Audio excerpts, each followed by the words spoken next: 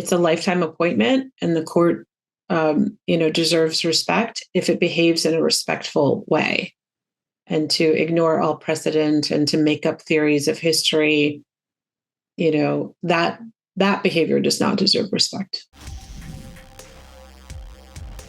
I guess the first thing I was curious about was I saw in 2016 you made Trapped, which was about anti-abortion laws in the South. Was the Dobbs decision the thing that made you pull the trigger on wanting to make this, or was this kind of bubbling for a long time? I think that this was bubbling for a while. I'm a former practicing lawyer. I practiced at a firm and then in-house at ABC television. When I lived in Washington. I lived on Capitol Hill. So I used to walk down East Capitol Street and across, the steps of the Supreme Court, and to get to law school. And, it's such an impressive building. It's such DC is such a beautiful city. And you think this is where all the things happen. This is the place where Brown v. Board of Education was decided, where all these great decisions came down. So I certainly, spent a lot of time in making Trapped, focusing on the court. But really, I was thinking, I've been just concerned about how decisions are being made, as much as what the decisions are, because I think process is important. And so about 3 years ago, Showtime called me up and said, "Do you want to do something on the Supreme Court?" And I was like, yes, I do. But we didn't know what it was at the time. So it took a little while to figure out. I wanted to kind of remind people what they value about the court, and then talk about how did the same court that gave us Brown v. Board of Education, that helped push us towards racial equality, not that we're there, but push us in that direction. How did we get to today where we're overturning affirmative action, where we're, not making it easy for immigrants to come in, all these things that seem to be so different from the ideals of this country. In looking at all of these different eras of the court, did you feel like there was a kind of a golden era where there was just the best? I think that in the history of the court, when the court makes some sweeping change that seems to reflect the will of the people and kind of make pronouncements, I think of actually the gay marriage decision, and how people felt yes, that's who we are. And in issuing its opinions, when the court reiterates and reminds us about our commonality and about that this nation is founded on a presumption of freedom and a presumption of individual rights, I think that's when the court is doing well. But I don't think there's one it's not the Warren court's amazing and the Burger court sucks, because there's good decisions and bad decisions in each of them, or there's decisions that you don't like. But I think what we're seeing now is different. We're seeing a very aggressive, conservative court that is not abiding by past decisions, that is taking cases and deciding them without opinion on the emergency docket. Those are things that are worrisome, because, the big thing for the Supreme Court is show your work, show why you're making this decision, so that we can, as a country, say, yeah, we understand why something had to change. And that's not what's happening right now. I mean, the way you just put it a second ago was it's more about just how the decisions are being made now. When do you think that shift started happening? I mean, was that a this court thing, or could you see a pattern? I think you can see, certainly, when we say this court, we talk about the 6-3 kind of very conservative majority that we have today. But you definitely start to see that, well before. You start to see that in some of the 5-4 decisions where, once upon a time, Clarence Thomas didn't ask any questions. And, now he's kind of gleefully, encouraging the court to, in the Dobbs decision, he's encouraging the court to also look at other rights like gay marriage, like contraception. I mean, Roe is based on, a theory that embodies your right to decide whether you want to use birth control. And Clarence Thomas is inviting the court to look at that decision.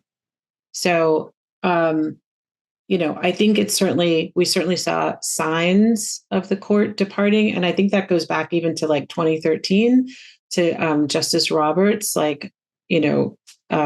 overturning the Voting Rights Act, the key provision of the Voting Rights Act. But in the last 10 years, I think you can definitely see that rightward shift getting more pronounced. Until now, it's calcified. They are a firm, in charge, very conservative majority that is often at odds with what, most American people think. And obviously, everyone on the court is a person with their own opinions and everything, but it's supposed to be kind of an impartial body. I'm curious, now that we have Ginny Thomas like whispering QAnon theories and Harlan Crow and like the Federalist Society kind of having their influence, like what do you think is the normal amount of external, like how much should the outside world realistically affect the court and its decisions? I'm of the opinion that the court does not behave in a vacuum, that, what's happening in the country. I'm kind of in the camp that says we take the Constitution and we understand how to interpret it in our times. I'm not a person who says we should go back to 1787, and decide what they thought then, because then I would be a slave. And so, that doesn't work for me. But what I do think is, we had this period of like about 11 years where the court was kind of a center right court. Sometimes they'd decide with the conservatives, sometimes with the liberals, but it wasn't a given like today, where we have justices that are groomed by the Federalist Society and raised up and, kind of nominated and confirmed with the objective to cement an ultra conservative agenda. Like, we should be clear, that's what's happened, and that is what is happening. And so, we need to call them out on that and say, like, that it's a lifetime appointment, and the court, deserves respect if it behaves in a respectful way. And to ignore all precedent and to make up theories of history, that behavior does not deserve respect. And I want to just kind of highlight this moment that you put in the series, which was RBG's eulogy of Justice Scalia, because I feel like it spoke to the exact opposite of that. Did you kind of want to include that to show that there was a past where everyone could kind of... Yeah, exactly. And it's, I love where she says, I'm so glad you highlighted that, because I love where she says, she's quoting Scalia, and she says, he says of her, some very good people can have some very bad ideas. And he says, I don't attack people, I attack ideas. I think despite the fact that they had such different political views and different views of constitutional interpretation, they were quite respectful and quite close friends. And you could see that kind of, you could see they both were coming from a respect for law and not personal power.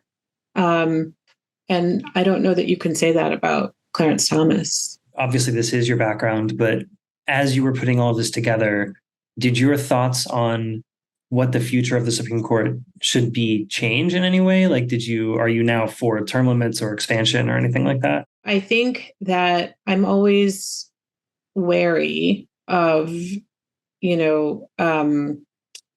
many people have pointed out there's nothing magic about the number 9.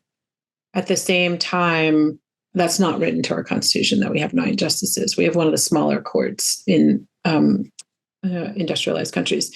But I think there's so much upheaval right now in our system of politics. It doesn't feel like this is a time to expand the court. It would feel so nakedly political. So then, the question is, what do you do? And so partly is you elect people who are going to appoint people who are going to respect the Constitution and are going to respect the rule of law. Partly is you make the court aware that you're watching, and that, they're in serious danger of losing the respect of people. And I don't know what happens if people start arbitrarily saying they don't respect the opinions of the court. I mean, it's a kind of unimaginable place that we find ourselves in. And I feel like the role of films is to say, we are actually at that place where we have to ask that question. What happens if we just don't obey? I'm a Crooked Media fan over here, and I love that you have like the strict scrutiny hosts in the series. How did you choose who to talk to for this? And was there anybody who wouldn't speak to you? Well, first thing was to have commentators from across the political spectrum. So to make sure it wasn't just airy-fairy liberal people, but that it was people. And then second was to really have people who are close court watchers or law professors. So, we have the strict scrutiny, trio, with two of the three members of them. We have Dahlia Lithwick, Ruth Marcus of the Post, Linda Greenhouse of the Times. But we also have Ted Olson, very respected conservative litigator, John Bash, who was a law clerk for Justice Scalia, Don Ayers, who was in the Reagan Justice Department. So I felt like, first of all, I felt all these people were honest, and they were really trying to explain rather than persuade.